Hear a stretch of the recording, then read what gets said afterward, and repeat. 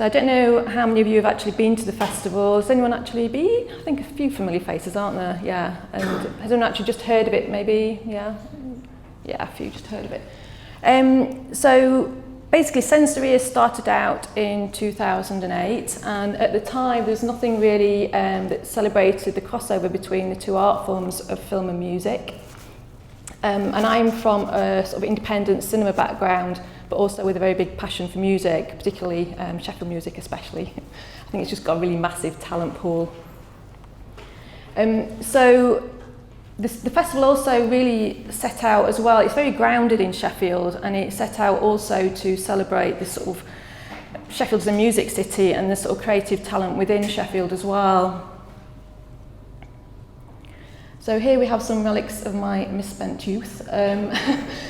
The reason that I've put some of these, I'm not going to dwell on them too much, it's not a big nostalgia trip, but the top ticket where it says the Lyceum is from a gig by the band Cabaret Voltaire, and Sensoria is actually named after a track by that particular band. So we've kind of inherently grounded it in the city, even though it doesn't actually overtly say it's a Sheffield festival or music and bill. And the Stars on Sunday was very much a showcase of Sheffield bands. It was in the as you can see, the Crucible studio. And incidentally is where I tended to lose my hearing. I'm really quite deaf now as a result of those gigs. And it was the sort of, it broke the ground of things like Pulp, was like very early incarnations of that particular band, and lots of others really sort of cut their teeth at gigs like that. Probably in the early 80s, I think, when I was like a wee teenager, like 13, I think, going there. So yeah, if you just want to click along, if that's okay. I'm doing long distance clicking too. So the other thing that we're really very inspired by is the sort of changing urban landscape of Sheffield, and we very, very quickly became known for using unusual venues to the extent that people were kind of asking where you're going to go next. So I've just got a few examples up here really. The top right is the Sheffield Cathedral. It's the first commission that we ever did. That was in the nursery who did Passion of Joan of Arc in the cathedral, and that went on to tour internationally from Hong Kong to San Francisco. And we also really, really love working with Sheffield artists or other creatives who will come in and get inspired by the city. So the bottom photo, bottom right, is a commission that we did working to create a radio drama which was Sheffield inspired. It was called Kafka Chic, and given that we love sort of new ways of presenting, we decided to put radios out in several different Sheffield cafes, and so that people could just group around the table and hear the broadcast live. And also we had a PA in the courtyard, as you can see, which sort of packed out. The top left is a site-specific projection that we did. It's Edwardian footage, but that was, some of the footage was actually of an Easter promenade in the Western Park, and the original filming took place right there, and so we decided to re-screen it in the exact spot where it's really quite ghostly, to be honest, seeing the figures just wandering along all the three screens. It's quite an amazing experience. But we also used wireless headphones with 2 channels, so we commissioned new music, which is probably more to the point really. We commissioned Sheffield-based artists to create new music, and on one channel you could listen to music, and the other one you had a sort of live narration about the actual content of the films. And down in the bottom is a national artist, I should say. This is Bill Drummond, KLF fame, which the band allegedly burnt £1 million. That's probably the single thing he's most famous for. He was an artist in residence and spent 5 days up at Sheffield Forge Masters, and he got so inspired by being here that he wrote a book about the whole thing called Ragworts. So that was a really nice unexpected outcome really. But he also wrote a whole series of what he called Sheffield Scores. They're like sort of giant poems really, but they got cited all around the city. So there are 3 literally in Sheffield Forge Masters still. One went to a Greasy Spoon cafe down near Forge Masters, one in the Washington pub, one at the bus station temporarily, one in the Novotel bar where he stayed. So they're just kind of like scattered and just inspired by those particular locations. I think you can click along actually, if that's okay, Leanne. So there's just a few more examples here where we love to highlight architectural gems or buildings that have lain unused for years. The top one is the Aberdale Pitch House, which we threw the doors open a few years ago and did a few sort of epic gigs. That particular one is Japanese art rockers called Boningen. And we're just really pleased that one of the nicest legacies, I think, really is to see some of the buildings that we've used actually starting to operate as venues, and that one particularly getting restored as well. I was just really quite passionate that that particular building especially didn't turn into, you know, a sort of big chain like Tesco's or Sainsbury's or whatever, really. Not yet another chain. And the bottom image is a site on South Street Amphitheatre. And we wanted to really have the whole landscape of Sheffield as a sort of backdrop, really. And that particular film is Threads. Again, set in Sheffield, shot in Sheffield. Spooked a whole generation of people, I think, back in the 80s. It's a Barry Hines film about the threat of nuclear attack. And so, yeah, that was an absolutely packed screening, actually. Really massive demand. And we had emergency blankets given out and things like that onto the sort of people just sat in the elements, really. It was pretty amazing. And on the left, I decided to put this in because we also threw open the doors to this particular building, so I was quite pleased to hear we were doing a talk here.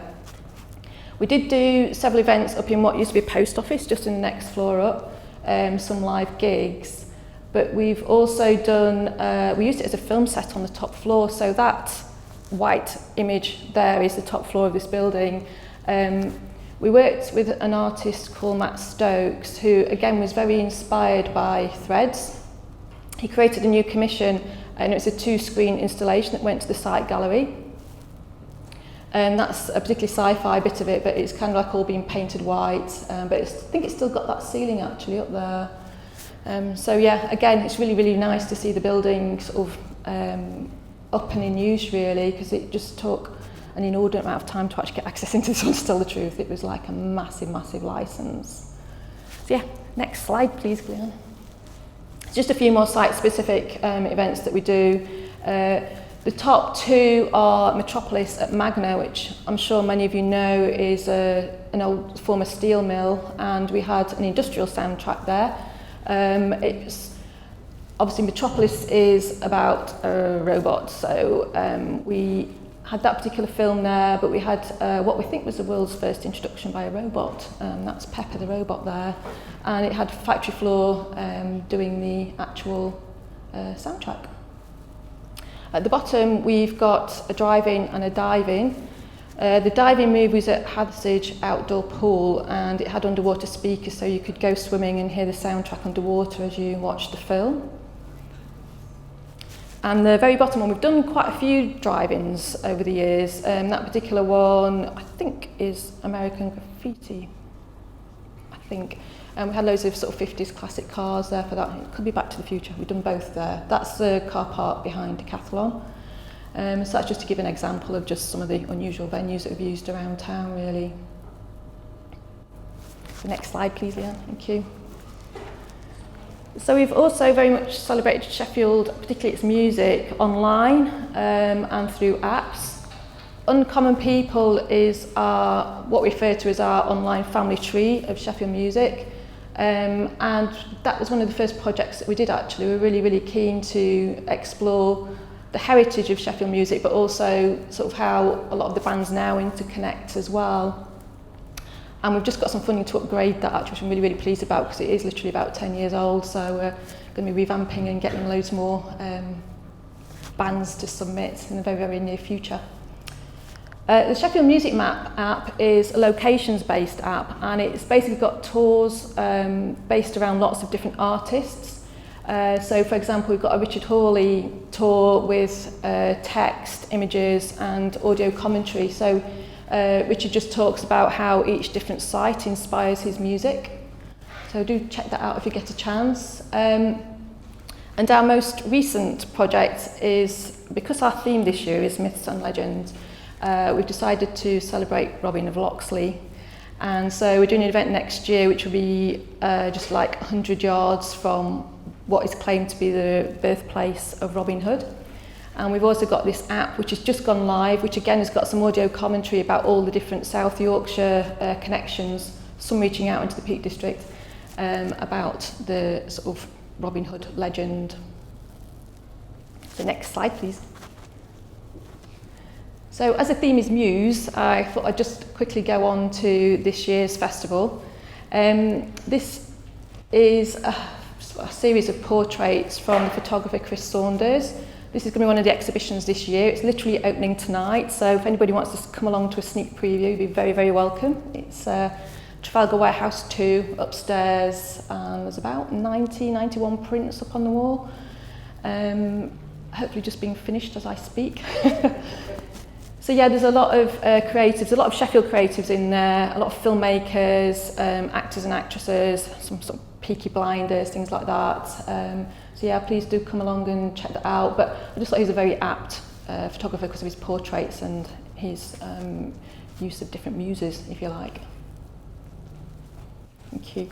So just to mention a couple more artists who have different sources of inspiration. This is Holly Herndon. She is very, very inspired by artificial intelligence, and I personally think she's using it in a really interesting way because it's actually triggered her to work with more other artists rather than fewer. I think people tend to think with automation that it just kind of like knocks people out of the equation, but she's actually brought in a vocal ensemble. And she's created an AI baby called Spawn, and she's been working with the vocalists to feed their vocals into the baby. So really fascinating live performance as well, because she does have lots of vocalists, she has an ensemble, but also she will record the actual audience singing as well and feed it all back into the AI. So she's just very much sort of looking at the future of music. So she's at the Foundry next week. I'm going to finish on this one because this is an event that's all about Sheffield's DIY scene, which I think is particularly inspirational at the moment. Lots of young bands and collectives going out, using the spaces around town, often which are kind of under threat and very transient, but I just love the way that sort of just going and doing it for themselves, really. This is a still from a film from our young booker intern who's curated this particular event. So we've got some post-punk and punk bands on. We're taking over the food hall, which is a collective, and it's very much a fundraiser, pay-as-you-feel, for that particular event next Friday. So yeah, all the proceeds go to them, so it's a little plug for them, I guess, really, but also because I wanted to finish with that particular scene, which I still think Sheffield has a very sort of live and amazing talent of, pool of talent, I should say, and lots of interesting bands springing up. So just the final slide, I guess, really. So this is an illustration by Sarah Abbott, but I'm just going to leave that there so that you can sort of see all our contact details and everything. There's some programmes outside, and just wanted to say thank you really for having a listen, and if anyone wants to ask anything, do feel free. That's it really. That was a bit fast. Yeah, it's up to you. So, thank you, Jo. Sorry, it's a bit garbled, I hope. And the Chris Saunders thing, it's 7 o'clock, isn't it? Yeah, it is, yeah. I'll be going down. I think it looks fantastic. Does anyone have any questions for Jo about the festival that's happening this time? Very thorough. Come and ask me afterwards if you want sorry, to. Jack, yes. I've got around there. So I know you go to the slightly different locations and venues. Yeah. Are there places you'd like to project stuff on in future, or Ooh. put it in, maybe? We were very tempted by the Megatron, but I'm just pleased to see that another probably more qualified organisation started taking people down there, to tell the truth. So this is kind of like potholing company. But we did go down there with an artist called Chris Watson, who's a sound recordist, and he did a big installation at the museum's, the Millennium Gallery. But we went with him to get the recordings from down in the Megatron, so really, really enjoyed that. It's a particular spot, but it is quite a tricky space because you do have to literally wade through water, and the risk assessment was a bit like, we're kind of like, well, yeah, maybe. So yeah, but I am pleased that that's opened up and people have taken an interest, because it is pretty amazing, and it's something that's fairly unique to Sheffield as well. It's kind of, I mean, there are other, I'm sure, cities with underground tunnels and stuff, but that culvert is quite an interesting thing to do. And it's fantastic, isn't it? We did talk about maybe doing some sort of game-based installation, sort of that was above ground with the same name, and just inspired by it really. But that's kind of like one of the great spaces, I think, really. And how long is the festival on for? It's until the 5th of October. Finishes with Synthfest, which attracts people from all over the world, really. Geeks to come and check out the sort of wares and hear people speak. And we're also finishing with a band called Creepshow. And that's John Grant, who some of you might have heard of, collaborating with a band called Wrangler.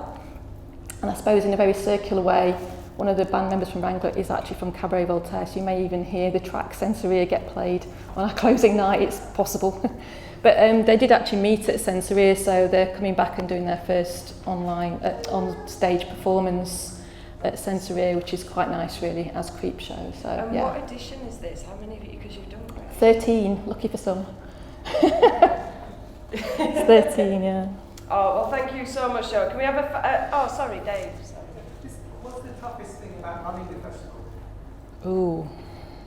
I think we've had various challenges. I mean, we're very much a DIY brand ourselves, and we set out literally zero budget and totally voluntarily. I was working at the showroom at the time, and after the first year decided to set up as a company. But yeah, we did step straight into the credit crunch, it has to be said, so that was the immediate sort of like challenge, and there's been a fair number of them along the way, to be honest. I think it is quite difficult times in a way for independent festivals, and one of the big challenges, I guess, is when people do see the name festival, they instantly think of huge teams, huge budgets and things like that, so it can be quite hard to explain the difference and compete with the bigger sort of more multinational companies that have big, they program lots of different festivals, and so they have that economies of scale style thing, so that's a bit of a challenge. But there's also lots of amazing things, because you meet loads of like local indies who do help us out, step up to the plate, and I think that's kind of like always the bit that makes it worthwhile actually. And people like Chris, we always put out a totally open call for entries and ideas, and this year Chris was one of the people who stepped forward and said, I'd like to do an exhibition, so we just grabbed it as an idea really, so that's quite nice. But there's lots of challenges, to be honest.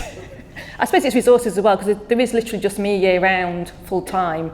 And sometimes people sort of say, what else do you do for the rest of the year? But actually, come next week, we'll be starting from zero budget and starting all over again really, so yeah, it does take quite a while. And also I think moving the location, because we do the same, yeah. to not do it in every space, which keeps it really interesting for everyone, but also for yourself. But that does mean that it's very labour intensive. Yeah.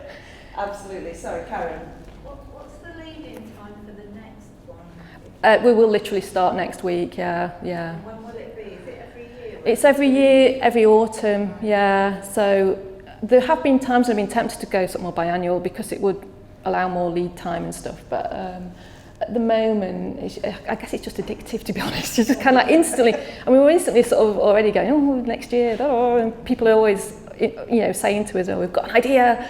So yeah, we just instantly just hop back in, probably quite daftly in a way, really, but we just do it. Fantastic. Anyone else? Okay, I think we're done. Do come grab me afterwards if you want to, and there'll be some programmes outside as well if anyone wants to pick one up. So, but thank you for listening. Thank you, Joe. Thank you.